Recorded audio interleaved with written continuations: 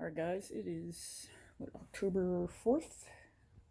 Yep, I'm back from another long, boring patrol, like a little deployment that we have to do on my cutter. But today, what we're planning on doing, I got a guy from work coming over, and he's going to help me take this off. My dad is still here, so Dad's going to do the wrenching. Me and my buddy, we're going to hold it up, and then we're going to put it on some sawhorses, and then maybe put on my front tilt kit that I got from Copperstone or Copperstone components, Copperstate components. The guy's name's Kevin Stone. So I got that kit a long time ago. I just never got around to putting it in. So there's probably not going to be a whole lot of filming on this because my buddy, he's kind of one of those people that don't like to be on camera. So we'll show you an end product later. Okay, hood's back on. Let me tell you, it was not as easy as the instructions would make you think. A lot of things were going on backwards. We followed the instructions the best we could, but still had some problems. So I'm going to pop the hood, show you what's going on. It is the first time in probably 2 years that that hood has been on. Sits a little high over here, but there's really nothing I can do about it right now. I'm not going to bother. And give me 1 second, let me pop this open.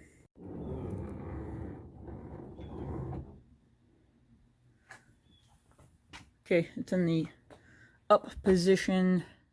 You can show it in this direction, or you can flip it forward and have it hood down in, but I need more help than just me. I'm going to try it though. Alright, with the hood in like a show condition, it's got these rollers right here.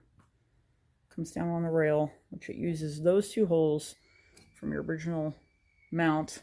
That one right there, I'm going to just find a plug and put it in there. You do have to do some drilling, right, for these three items. There's two bolts and then the bumper.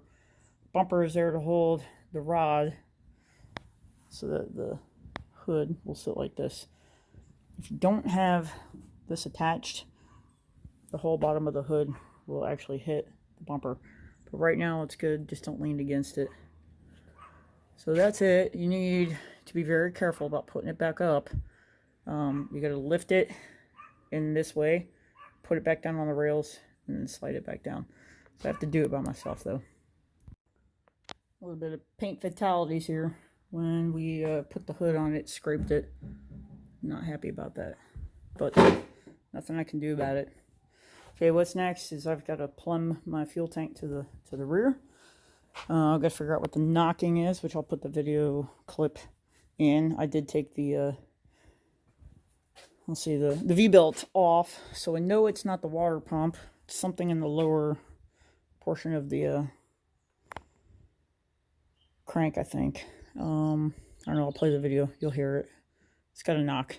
Might be timing.